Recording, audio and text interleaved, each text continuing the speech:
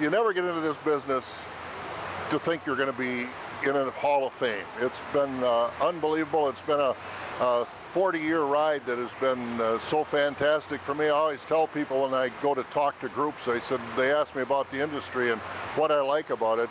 And it's one of those things, there aren't many industries where you can say you've had a chance to talk to everybody from first-year 4-H members all the way up to the President of the United States, dignitaries from all over the world, and most important, farmers. So it's something that every day is different, and that's what I love about it more than anything.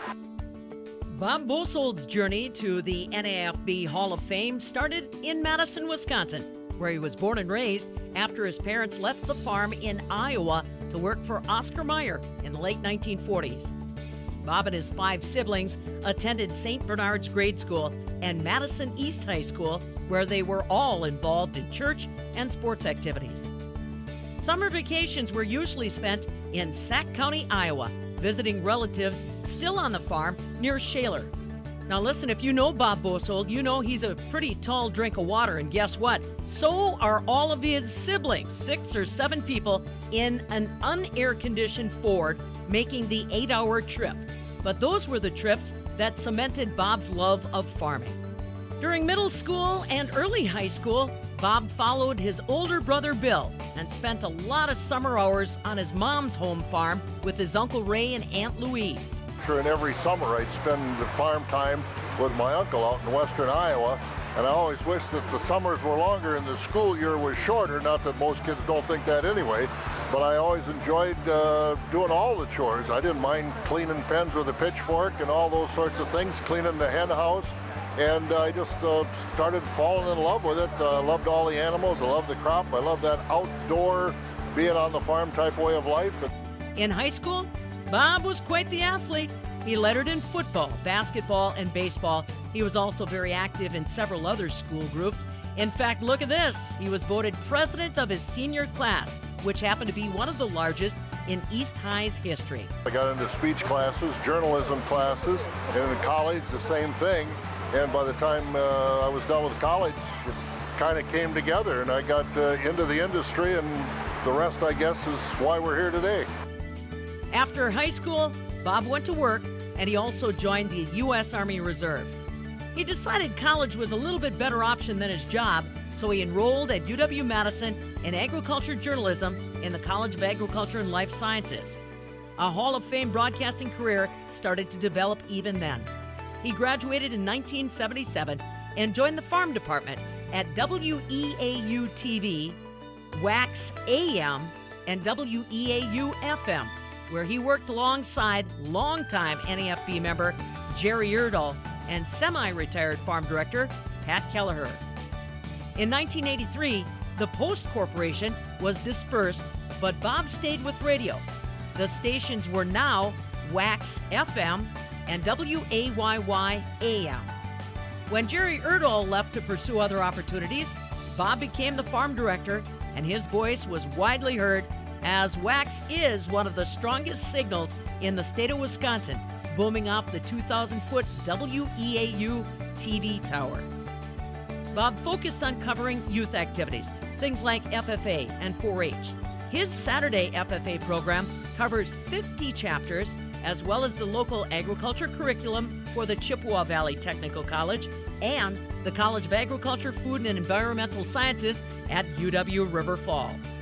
To look at him, you'd never know that he is a part of the chicken and potatoes speaking circuit, but he really is. Very popular at FFA banquets. He's received the Distinguished Service to FFA Award, and he's been honored by a lot of the FFA chapters in West Central and Northwest Wisconsin that he works with routinely. In the mid-1980s, Bob picked up his honorary American Farmer degree at the National FFA Convention in Kansas City. Bob's been recognized twice with the State Friend of 4-H Award, as well as the Friend of UW Extension. He's received an Outstanding Service Citation Award from the National Association of Agricultural Educators. Bob's involvement doesn't end at the microphone. He works very closely with a lot of state and local agriculture organizations. In fact, he served on the executive committee and publicity committees for Wisconsin's largest outdoor event, Wisconsin Farm Technology Days. A popular MC, you can watch Bob Bosold kick in action for June Dairy Month celebrations all across Wisconsin, many of which are drawing well over 3,500 people and more to celebrate America's dairyland. Bob is a very respected voice for Wisconsin agriculture and has been recognized by numerous state farm groups as well as the state legislature for his reporting on issues important to Wisconsin's diverse ag economy. Bob's work and passion for agriculture has touched and impacted plenty of people in various walks of life. In 2006, he received the Special Recognition designation from the University of Wisconsin-Madison, his alma mater. That's the highest honor presented to non-faculty by the College of Agriculture and Life Sciences. What you may not realize is Bob has also been very active in the National Association of Farm Broadcasting. He works behind the scenes in many regards, serving in leadership positions like Regional Vice President and Director to the Board, as well as on various committees.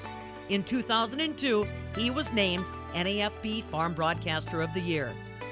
Along the way, Mr. Bosold has done a little traveling. He leads groups of his listeners and viewers on over 40 farm tours across the country and around the world in his career. Bob and his wife Dawn raised 2 sons before she passed away 6 years ago. Both Mike and Matt were active in sports and Boy Scouts. Both went on to become Eagle Scouts, and Bob helped coach them along and was part of the Scout leadership while they were involved.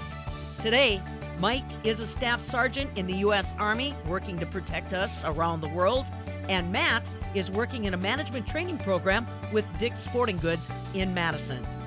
Bob has been a great mentor to many of us in farm broadcasting over the years. He's a trusted voice and a friend to his loyal listeners. He's already a member of the Wisconsin Broadcasters Hall of Fame, and now it's indeed my pleasure to introduce you to Bob Bosold as he takes his rightful spot in the National Association of Farm Broadcasting Hall of Fame.